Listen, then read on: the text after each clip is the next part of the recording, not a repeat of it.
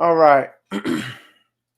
So, what we're talking about today is emotional intelligence. We, uh, this is, in a way, this is like the culmination of a lot of the videos we've been doing um, over the past couple of weeks, I guess now, uh, concerning emotional intelligence.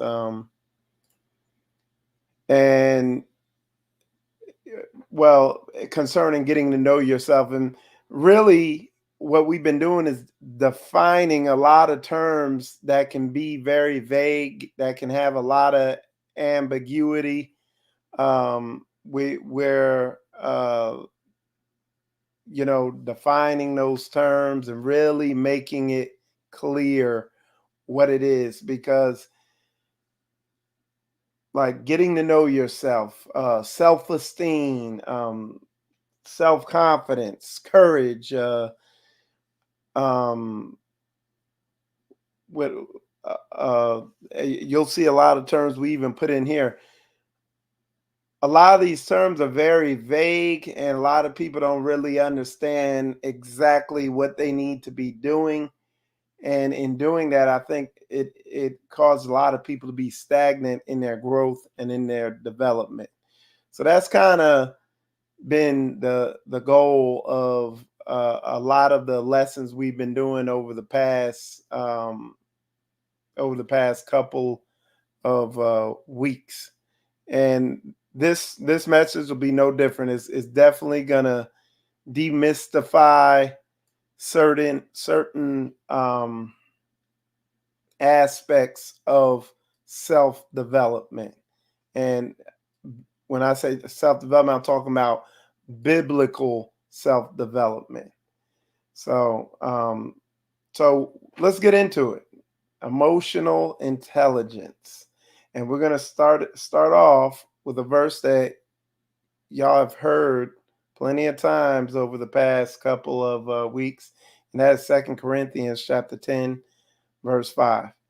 It says, "Casting down imaginations and every high thing that exalteth itself against the knowledge of God, and bringing into captivity every thought to the obedience of Christ."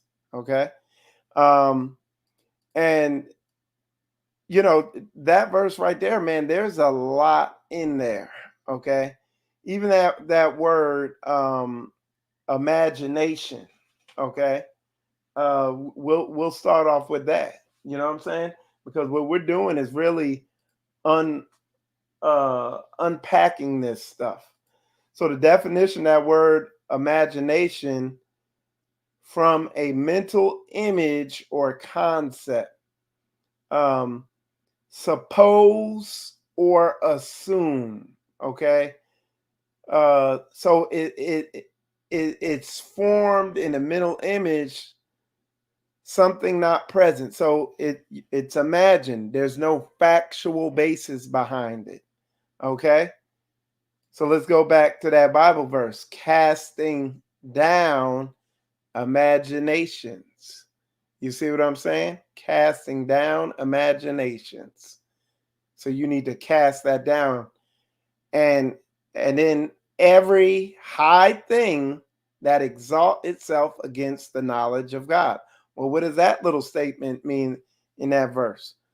Any Something that exalts itself against the knowledge of God is any way of thinking or being or doing things that are not in alignment with the word. Those things need to be cast down, resisted, ignored. You know what I'm saying? Um, and then look, bringing into captivity every thought. Okay. So you bring your thoughts into captivity to the obedience of Christ, so that they're in alignment with what's in the word, and you're moving according to that, not according to fears, feelings, emotions, mindsets, you know, different types of pride and high lofty thinking. No, you're bringing that stuff into the obedience of Christ, in an alignment with this thing. Your thinking and what's going on in between your ears. You know what I'm saying? And my whole point for doing these lessons that we're doing and going through what we're going through is the fact that a lot of people aren't doing that. A lot of people don't get that. You see what I'm saying? Um, that I don't think they understand that they can even look at their thoughts and be aware of what they're thinking. A lot of people function simply off impulse. Okay. I did for years. So that's one of the main goals of this of what we're studying here. Okay.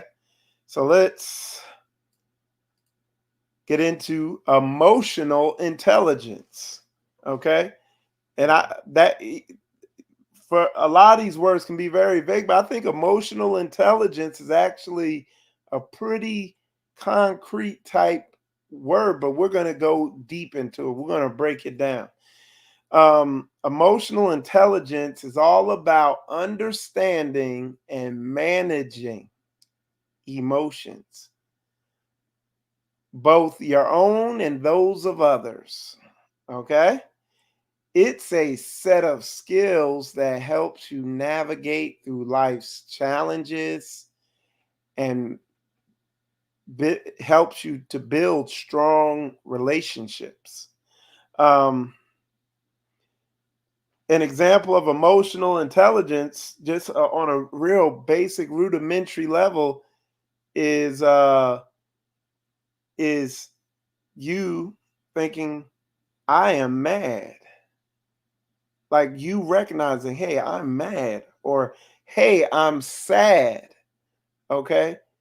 "Hey, I'm," okay, you acknowledge and you're aware that, "Hey, I'm feeling this way." And then you can go in even deeper. Why am I sad? Why am I mad? Why am I feeling this particular feeling? And you look at it, and you can actually look and search in your mind, in your thoughts, feelings, emotions, through your spirit and everything, why you're feeling that way. And I gotta, I'm gonna be doing a show going in about some of the blocks to being able to do this. Um, I'm gonna do a show on that, but I'm not gonna go into it now. But I am telling you, yeah, this is not always the easiest thing. It's like learning to ride a bike or swim. It takes practice and diligent effort, but once you get it, you got it. You know what I'm saying? But a lot of people, at times, it's like, me, like float in water, me jump into water where I can't touch the ground, touch the bottom and walk. It's a whole new concept. Is functioning in a whole new realm. And a lot of people, they're just so used to just being an animal of impulse. Just the impulse comes up and I do it. And they've never had a break in that connection. So they're just, some people, this is them in their whole being. This is who they are. Some people, this is operating in areas of their life. In certain areas of their life, this is how they're operating. In certain parts of themselves, it's blocked off and they're unaware of what's going on there. You know what I'm saying? But to reach a level where you can be called emotionally intelligent, it's about understanding these things and managing them. And like I said, a lot of people don't even know they could manage them. They have a term for it. It's called affect hysteric. Okay. Affect hysteric. You could You could look it up. Um, and the definition of that describes how we often rely on our emotions rather than concrete information when making decisions. And that concrete information, because this is a worldly definition of that word, but this concrete information that you'll see everybody be professing, hey, I love Yah, and I keep his commandments and everything, until they get emotional. And then they function in affect hysteric ways. Okay. And that word hysteric is Heuristik. Okay. Probably didn't even pronounce it right, but you go look it up and figure out how to pronounce it. But it means what it means. It describes how we often rely on our emotions rather than concrete information when making decisions or when responding. Okay.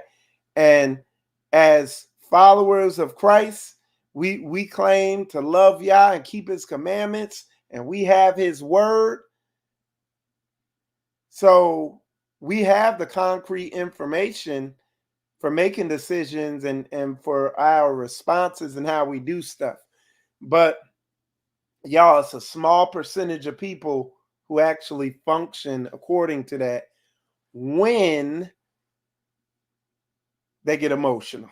When the proverbial, what we talk about, when the shit hits the fan, and when things are getting intense and turned up, and they're in a stressful situation or something, you see what a lot of people are made of. Okay, so let's keep it moving.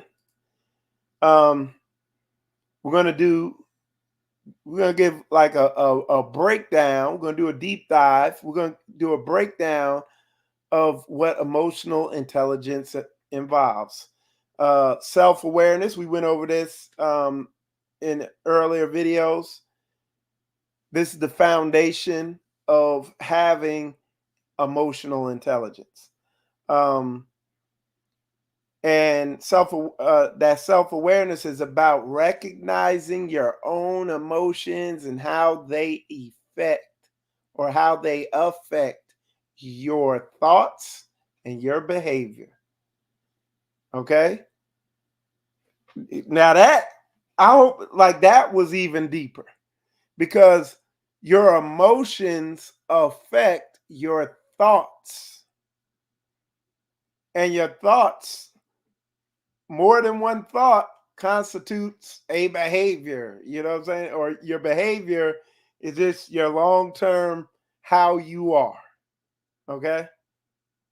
But your thoughts, your emotions affect your thoughts and your behavior.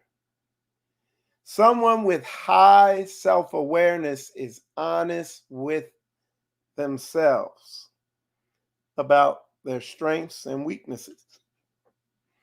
So this there's another part of emotional intelligence, is having high self-awareness, and you're honest with yourself about your strengths and your weaknesses. Okay. Let's see what else we got here. Okay, we have self-management. Once you understand your emotions, you can manage them in healthy ways. This means controlling impulsive reactions, staying motivated, adapting to change. You know what I'm saying? Um, Here's another key area, is emotional self-management. This is a crucial part of emotional intelligence. It's all about, again, understanding your emotions and being able to control them in healthy ways. And what are those healthy ways? Let's substitute healthy ways. Instead of saying healthy ways, let's say righteous ways in all aspects of your life. And look, Every majority of people I run into, even in my own life, I I'm I wasn't completely emotional. Um, like everybody isn't completely an emotional wreck. You do run into people that are 100% total emotional wrecks, but most people, they have a lot of areas they're fully emotional and emotionally intelligent and mature. Okay, we call it emotional maturity, and they function as a grown adult in most areas of their life. But it might be one area where they just lack the awareness, the self-control, the everything. Like in that particular area of their life, they're emotionally ignorant. I had and I have areas where that's the case. Now, I'd like to say in a lot of areas, I'm becoming aware, especially being a head of assembly and being around the saints, your level of emotional intelligence, if you have ears to hear and eyes to see, because you can live right around the saints, you could be in a community and be completely emotionally ignorant and emotionally immature and be happy and stupid staying that way. You can. But it's a willful choice. But if you submit to the way, if you submit to the word, you are gonna grow by leaps and bounds in emotional intelligence and in emotional maturity.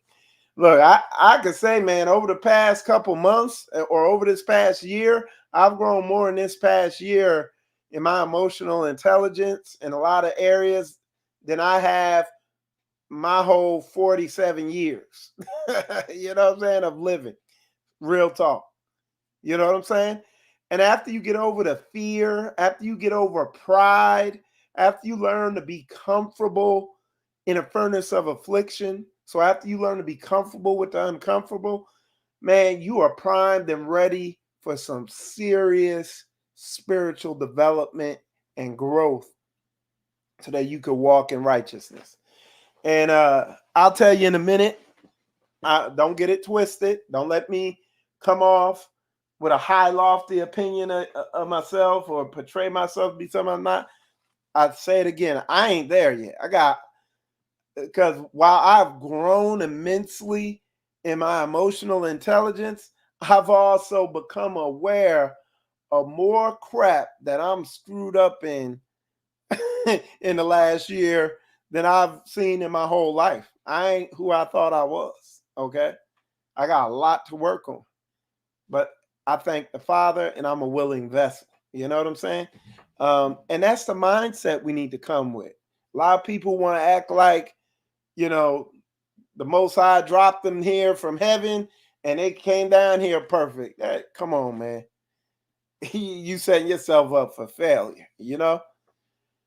So,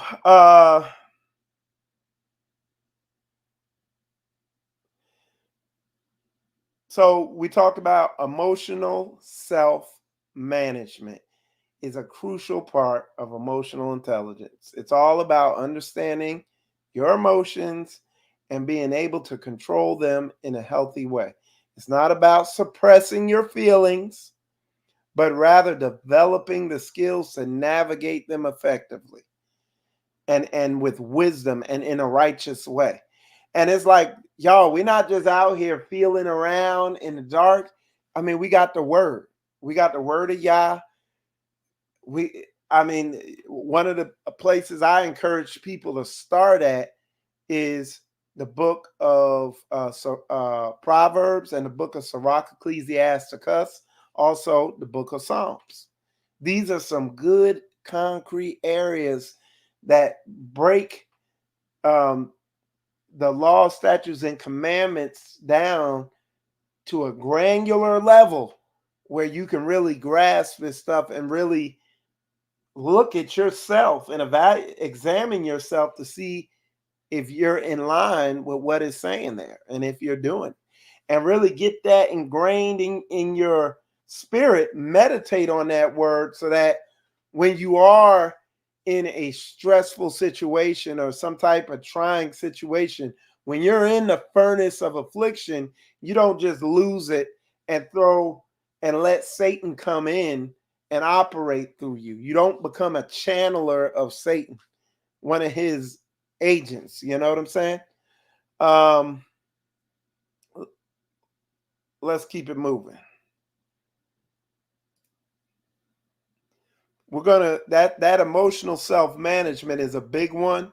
We're gonna it's like almost like the nucleus of this whole thing we're talking about.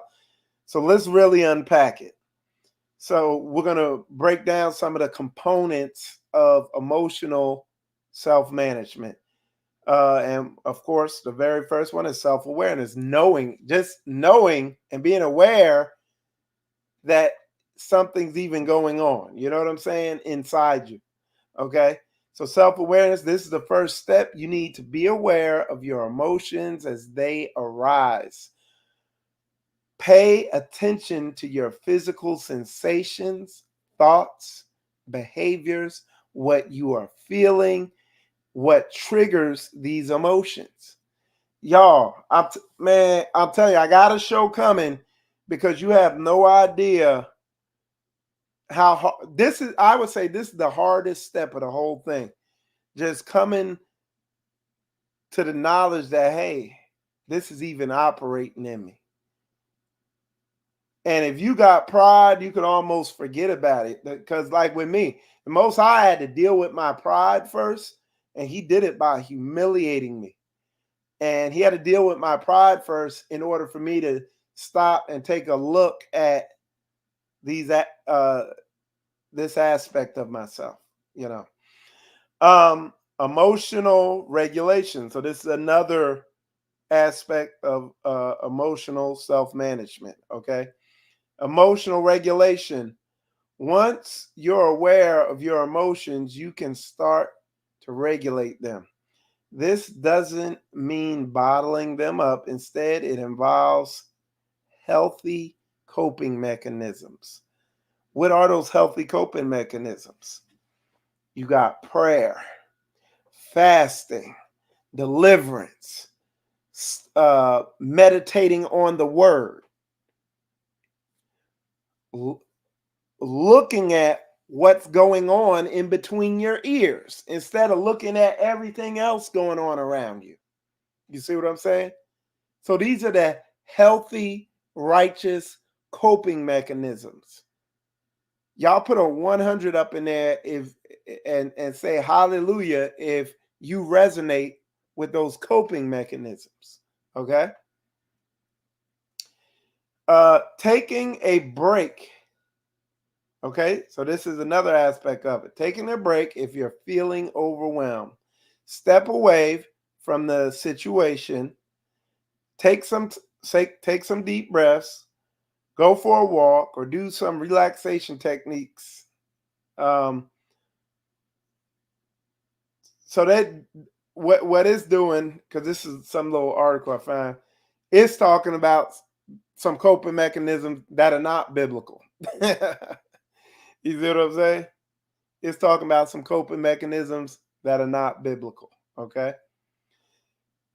Impulse control. So, this is another aspect of emotional self management. This is a big one. Okay.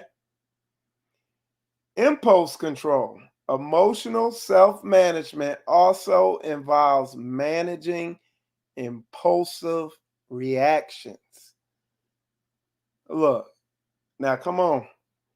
Like, no, I don't know anybody who's who ain't fallen victim to this one. You know what I'm saying? In some way, shape, or form. But we need to be present to the mark. We need to die to self. The boy must die so the man can live. The girl must die so the woman can live. You see what I'm saying? So this impulse control is a big one.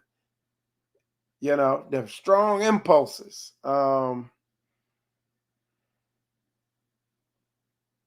So, emotional self management also involves managing impulsive reactions instead of reacting in the heat of the moment.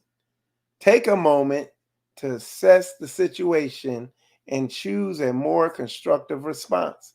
And look, and sometimes, you know, like we've been me and Cisco, we've been married for a while now, going on, I think it's like 16 years now or something like that. And sometimes, hey, we fed up with something with each other, we, and we try to talk it out, ain't going nowhere. You know what? I'm gonna go on with my day. She'd be like, hey, she gonna go on with her day. And later on, when we calm, we just it's like we could talk about it and laugh and work it out. Because what we've put in work in developing emotional intelligence and emotional self-management. It's like when you're in a relationship, it is the perfect environment to grow in this quickly and efficiently. You know what I'm saying? And you couple that with being in a home assembly, and even more so. Now, I see somebody put in there, communication is the key. That's correct. But self communication is the key. That's step one. Because if you don't have a relationship with yourself and you're not able to understand what your flesh is telling you and what the words telling you, and you're not understanding that communication or aware of it, you could forget with trying to be an effective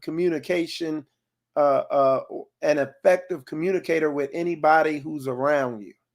Okay, well, that was a good point that sister put in there. Okay, all right. Uh, so impulse. We talked about impulse control. Um, Adaptability. Oh, adaptability. Life throws curveballs. Being able to adapt to change and manage your emotions during changing situations is a key aspect of emotional self management and of emotional intelligence. Because look, your feelings and emotions want what they want and they don't want to change. And you'll see a lot of people who are hindered or arrested in their development in this area, and they behave like children. If it has to go their way, they're not adaptable. So when something isn't going their way, they act like a child and they throw temper tantrums. And this is a key aspect of emotional intelligence and of emotional management. Okay. And then we have another key area is self motivation. Emotional self management also includes staying motivated and focus on your goals. This involves managing frustration, self doubt, staying positive, even when things get tough. And I can tell you, like I have long term goals, and through being able to be aware of what I'm feeling and what's going on in me, there were things that I noticed. I noticed that sometimes I would become kind of have despair and be wanting to have doubt and frustration. And I was watching what my mind was telling me. And one time I was like, I was getting all these negative emotions that were affecting my thoughts and causing my thoughts of like, ah, yeah, it ain't gonna work. And you know what I did? I said, huh. I said, what am I feeling? And I looked at what I was feeling and I was like, you know what? I'm tired. You know what? I went to bed at 12 last night and woke up at 4. And now here, and I stayed up all day today and it's almost 10 o'clock. I said, I just need to stop working on this goal that I'm working on right now for today, put on a movie or something entertaining, and just relax and fall off to sleep. And I did just that. Woke up the next morning, shaking heavy and moving hard. You see what I'm saying? And that's just a little example in this huge space of knowing yourself, getting to know yourself, and having emotional intelligence. Okay? But you're not going to be able to do that. You're not going to be able to accomplish anything being lacking this. This is why this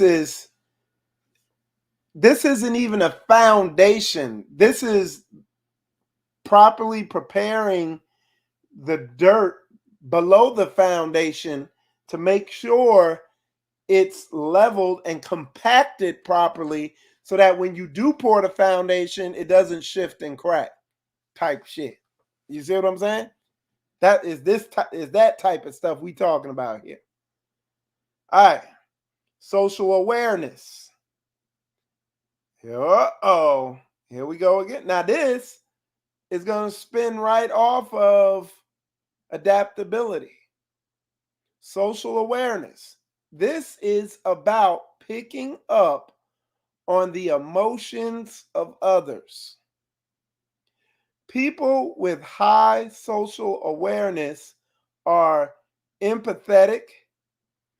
They can see things from other people's perspectives and understand their feelings. Okay? So, social awareness, this is about picking up on the emotions of others. Okay? The word for that, empathetic or empathy, the definition of empathy, I actually put 2 definitions here to really drill it in on folks. The ability to understand and share the feelings of another. Empathy is generally described as the ability to take on another's perspective, to understand, feel, and possibly share and respond to their experience. And I'm telling you, you got a lot of people, they're arrested in their development in this area. And what happens when you try to get around saints and have all things in common and get in an iron sharpening iron situation, it's just gonna be a disaster, and you're gonna resist, and it's just not gonna register to you. And again, this is a more advanced aspect of emotional intelligence because you're not going to explain empathy to a person who's unaware of themselves, and they're unaware that they operate in unawareness, like they don't know, they're unaware of what they got going on inside them. And if this is one of the areas where they're lacking in, where they're self-centered, self-focused, and self-absorbed, and you're going to come to this person and tell them that they need to hey, do you need to have empathy. And it's like trying to explain to a fish how to ride a bike. They're like, huh? I only know about what I need, my needs. Like, how do I know what you need and why would I even care about it? Like, it's literally like an alien concept to them. So again, this is a key part of emotional management, social awareness, and empathy. Okay. And it's a key sign of somebody of high emotional intelligence. Okay.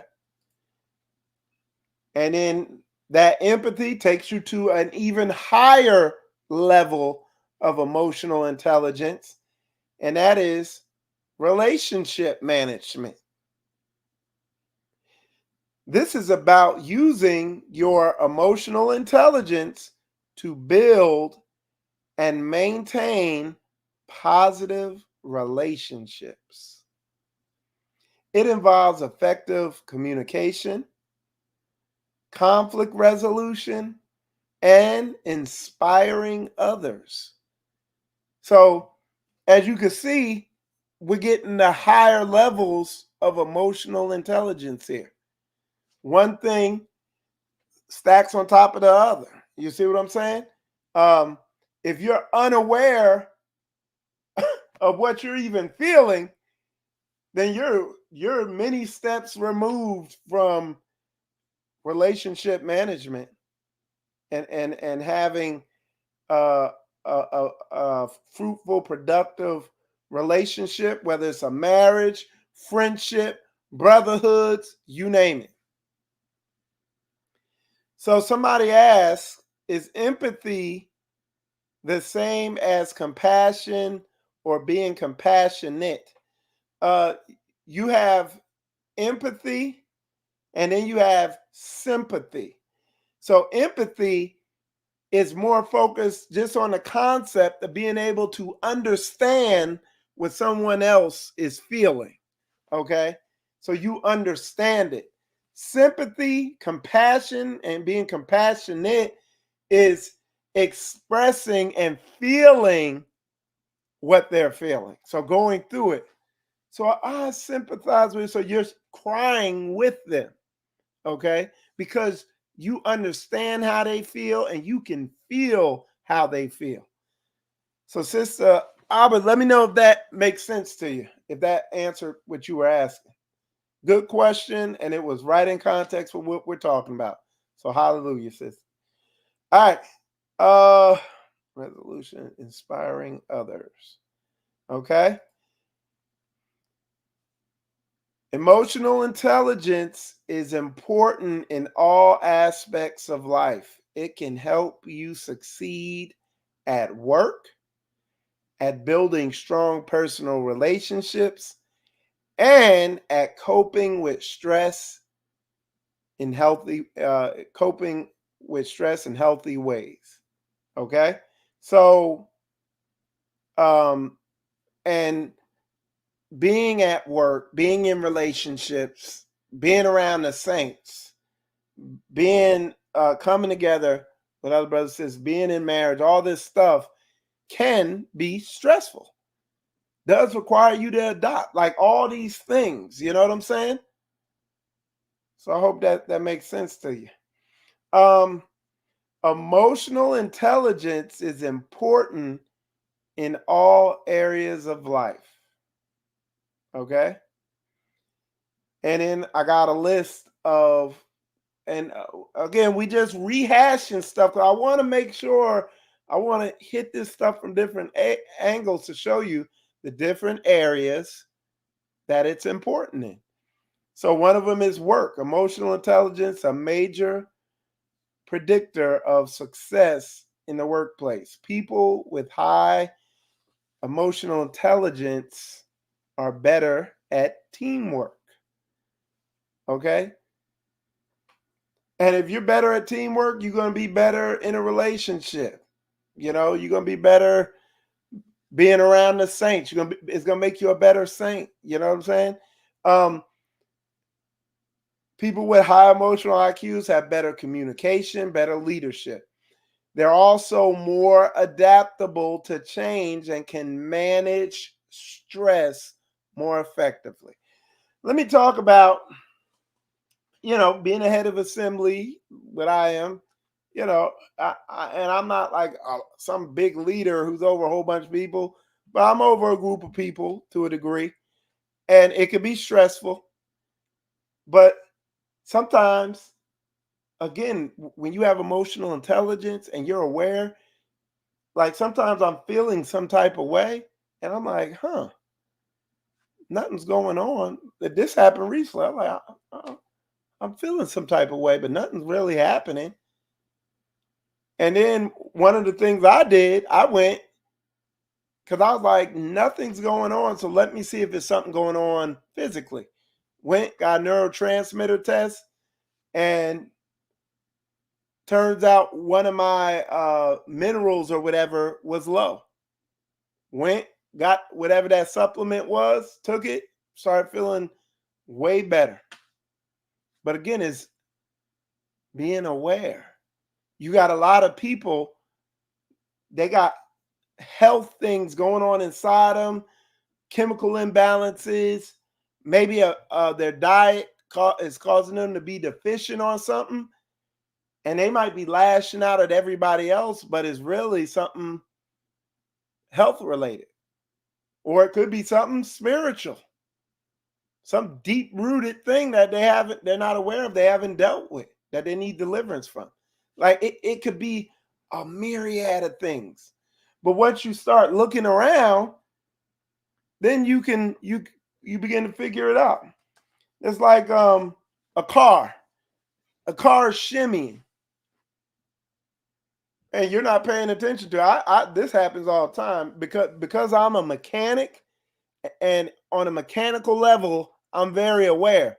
So if I jump in a car, I could feel a shake in it, and a lot of times I could feel, okay, that shake is coming whenever he accelerates, and it feels like this, or that shake is coming whenever he applies the brakes. So that could be a brake rotor. But if the shake only comes when he's accelerating, it could be an engine mount or something in the drivetrain, going out, CV axle. You know what I'm saying? It's so once you get a little experience at this, it's not hard to diagnose what's going on. But you gotta put in the work. You gotta be able to stand in that furnace of affliction, stand still and be at peace. Possess, in patience, be in patience and in peace. Okay. So we one of the areas we already talked about was relationships. Emotional intelligence is essential for building and maintaining strong relationships. With high emotional intelligence, you can understand your partner's emotions, communicate effectively, and resolve conflict constructively. Okay? Constructively. So, and we already kind of hit on that. Mental health. People with high emotional intelligence are better at managing stress and negative emotions. They are also more resilient in the face of challenges. Like you see people in the face of a challenge or something like that, they're like, they're like Macaulay Culkin in Home Alone. Like that. You know what I'm saying? Physical health. Studies have shown that emotional intelligence can even have a positive impact on physical health. People with high emotional intelligence tend to have lower blood pressure and are less likely to experience stress related illnesses. And if y'all have ever followed Hebrew Health, the Hebrew Health series I do, I have broken down on there how all this ties in to health. Man, I'll do it real fast now. When you're stressing about something, it puts your body in a fight or flight mode. And in a fight or flight mode where your body allocates its energy only to the systems that are required to run or to fight. So that's muscles, eyesight, energy levels, like pinpoint focus, all that stuff like that. And it removes power, it cuts power or resources from the systems that are not required. That's your immune system, what they call your immune system. Okay.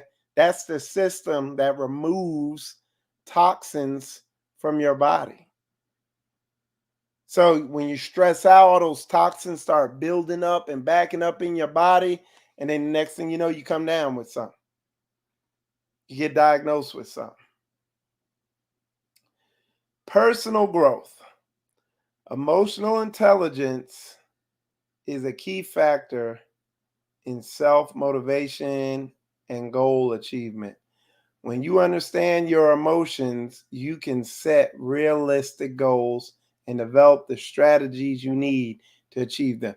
So what it's saying is you'll be able to take that word and you'll know exactly what you need to be studying and working on and what you need to be doing and where you need to be focusing on your growth at. Because that word accelerates self-development like nothing else. And it's amazing how many people are just stagnant out there because they're not really applying this thing. They're not looking at self. You got a lot of people, they're doing surface level stuff. You know, oh, I keep the Shabbat. Oh, I don't eat this. I don't say that, you know, and little surface stuff. But the weightier matters, these big, heavy elephants in the room that are operating inside them, they neglect that to their detriment and the people around them. And it causes them to err and to not be obedient to the word when they get emotional.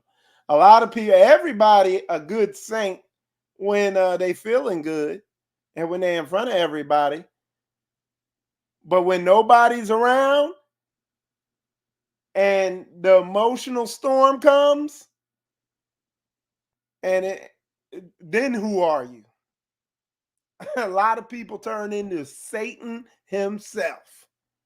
Y'all put a 100 up in there if I'm making any sense. Okay? Let's keep it moving. So, you need to surround yourself with emotionally intelligent people. If you don't, you're setting yourself up for failure.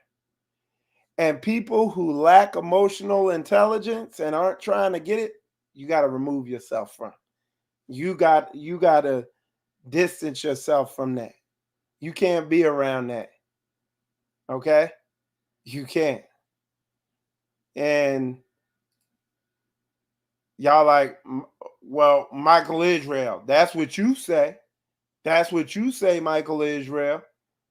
Okay? Let's see what the book say. Let's book it. Because you know me, I like booking it. Folks be talking a good game, but what about that book? Why ain't we standing on book? Why ain't we standing on it with on that thing? So let's read a bunch of scriptures about backing up what I said, people who lack emotional intelligence, or what the Bible would call fools. People who have emotional intelligence, the Bible calls wise. It says, forsake the foolish and live, and go in the way of understanding. So the direction you should be going in is in the way of understanding. What are they saying? What I tell the saints here in this Nashville assembly here, I tell them, hey, look, don't get caught up with people next to you or behind you. Focus on the people in front of you. Focus on your leadership. Focus on the people that are behind leadership that are moving in that direction. You got a lot of people, they focus on people behind them, and guess where they heading? Behind them. They go in that direction. You got people focused on people to the side of them. Guess where they going? To the side of them. You see what I'm saying?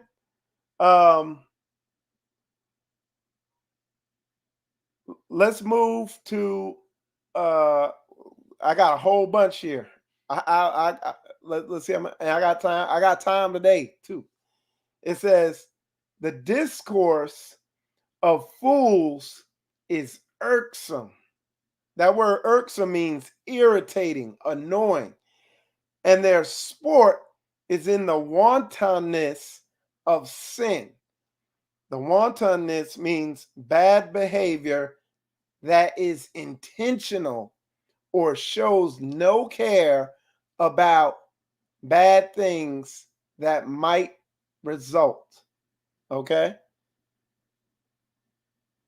So these are fools. This is what a fool is. This is what people who lack emotional intelligence. This is how they move.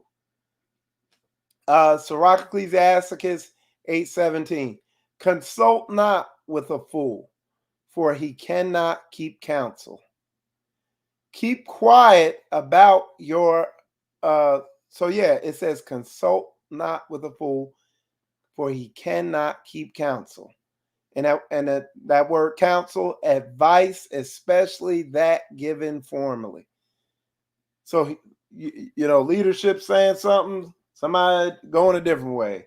The word says this, they doing that. You know what I'm saying? This, that, and the other. Just people who lack obedience in a nutshell.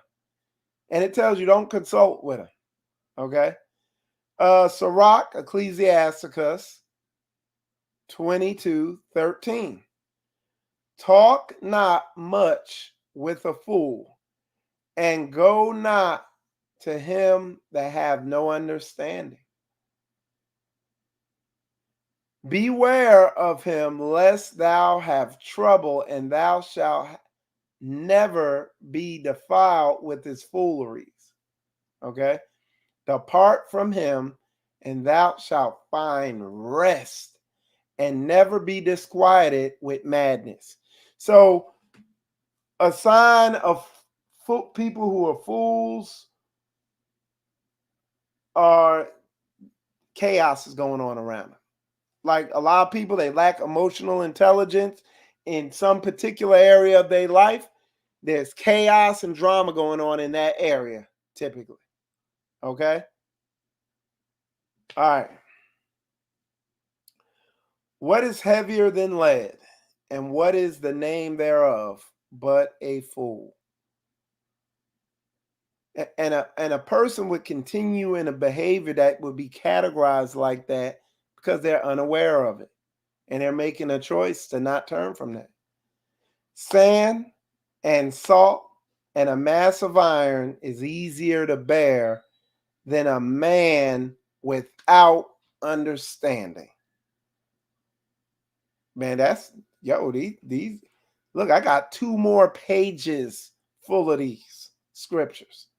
Okay, that was out of Sirach Ecclesiasticus. Here go one out of Proverbs.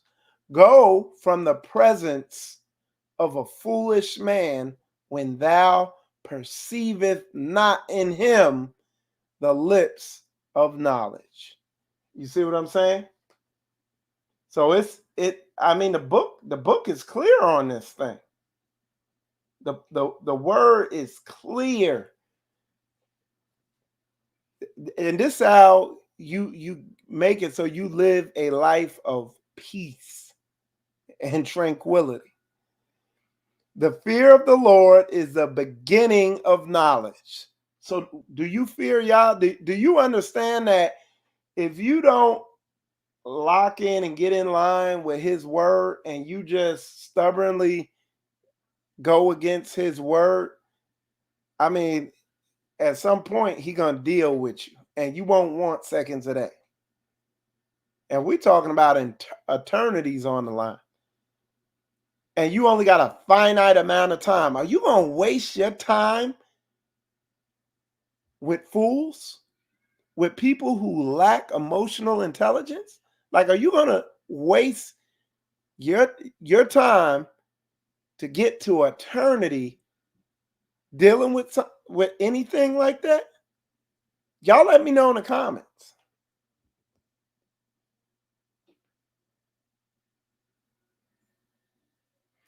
It says, despise that. All right. The fear of the Lord is the beginning of knowledge. Listen what it says. But fools despise wisdom and instruction. Okay. Fools, they despise it. The definition of despise, to feel a strong dislike for someone or something because you think that the person or thing is bad or has no value. Y'all go look the definition up yourself. Okay. But we talking about, hey, a lot of people, this is how they feel when it comes to the word. They won't come out and say it, but you see it in their actions. Yeah, that's the first definition that comes up on Google. Okay. It says, fools despise wisdom and instruction. Don't tell me nothing. You ain't telling me. Proverbs chapter 1, verse 22. How long, ye simple ones, will you love simplicity? And the scorners delight in the scorning, and fools hate knowledge. And everybody's gonna say, anybody I ask is gonna say, oh no, I like knowledge. But but the Bible says you'll know them by their fruits. And you will see real quickly who despises wisdom and knowledge. You got people, man, you have to tell them stuff over and over and over and over and over and over and over and over and over and over and over again. And guess what? They still don't do it. And guess what you are now, because you done told them over and over again. You just as foolish as them. Because you need look, because I done played the fool. I'm done telling people more than twice. You know what I'm saying? If they receptive, maybe I'll keep it going. You know what I'm saying? Proverbs chapter 1, verse 29. For that they hated knowledge and did not choose the fear of the Lord, they would none of my counsel. They despise all my reproof. So this is the Most High talking. He's talking to Israel, us as a nation, because we're a stubborn nation or race of people. Okay? Despise my reproof. Therefore shall they eat of the fruit of their own way and be filled with their own devices. For the turning away of the simple shall slay them, and the prosperity of fools shall destroy them.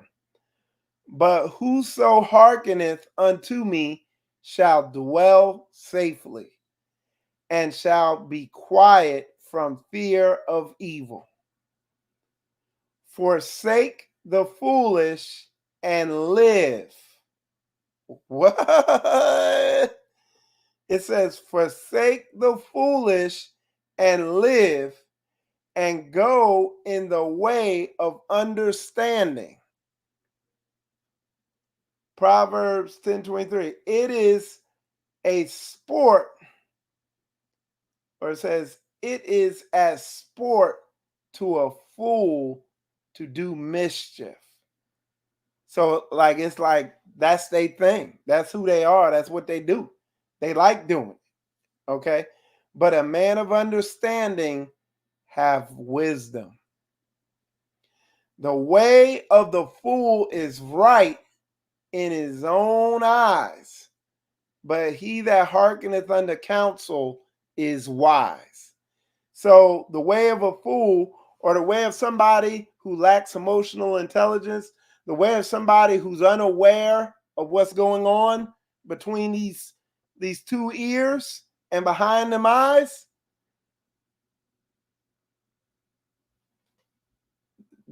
that it's correct to them. Those people who You see what I'm saying? The way of the fool is right in his own eyes, but he that hearkeneth unto counsel is wise. So when you lack that emotional intelligence, whatever you come up with is going to be right, because you're unable to look at the most important place you need to look at in any situation in life, because the Bible tells you to work your salvation out with fear and trembling. That's what the word tells you to do. It tells you to work your salvation out with fear and trembling. That is the most important look you have to take no matter what situation happens.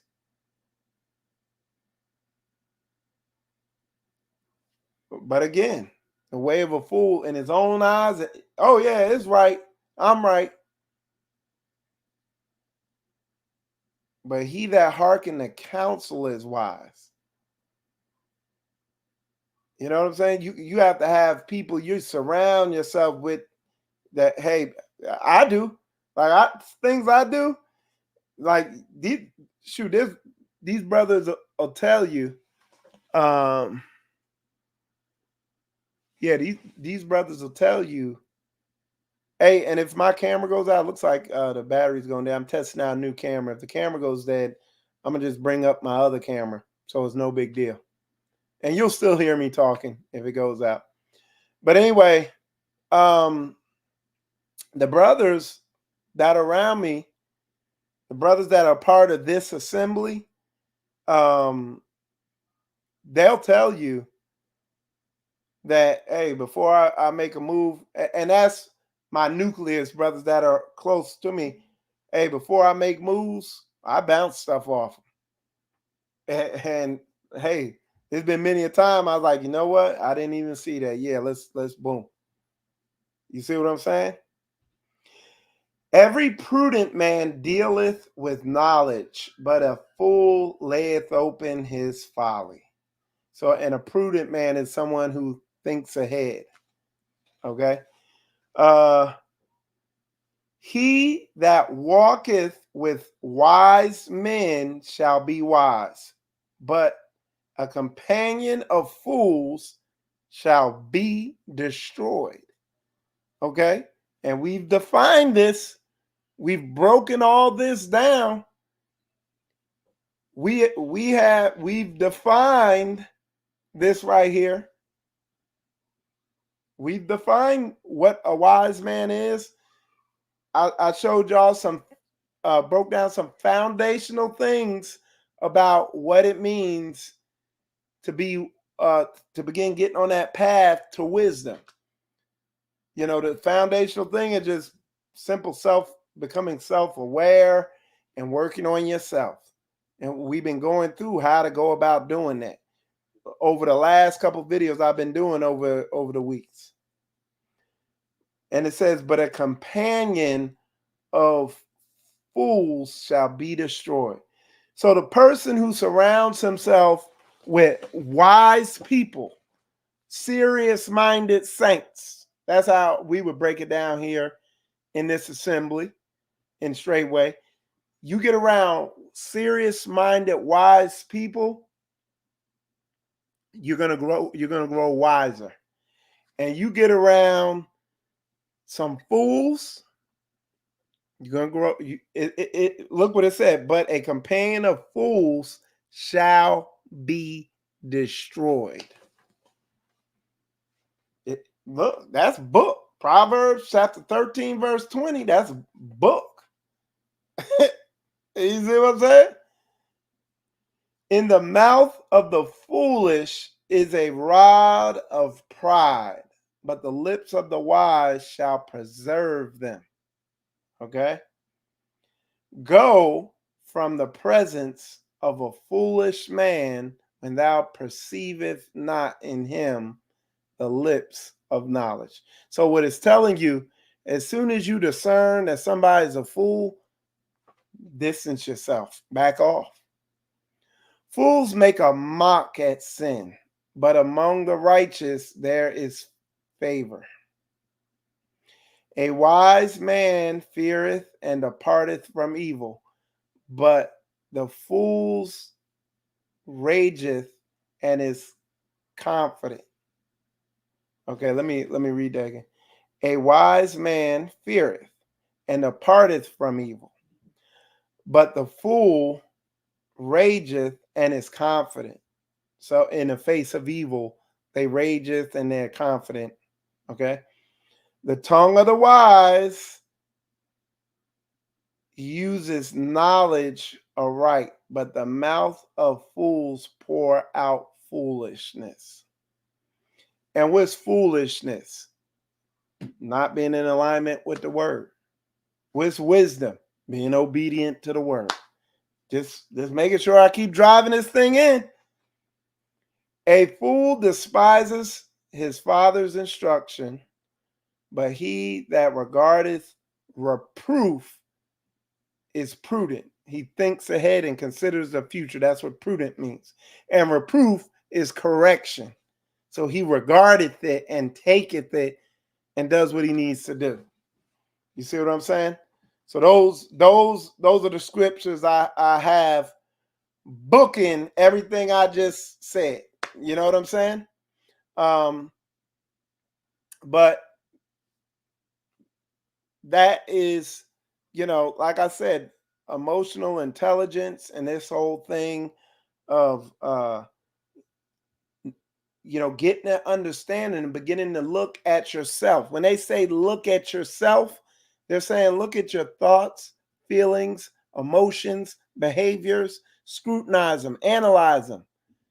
This is what it means to look at yourself. This means to work your salvation out with fear and trembling. This is what it means. This is what it means. And I feel like on this one here, we've gotten very granular on this, going through this thing. Yeah, just really wanted to come in and drive that point home. And hopefully y'all receive some edification off of this. Definitely appreciate everybody tuning in. I'm Michael Israel. You're watching Spiritual Combat. Shalom, shalom.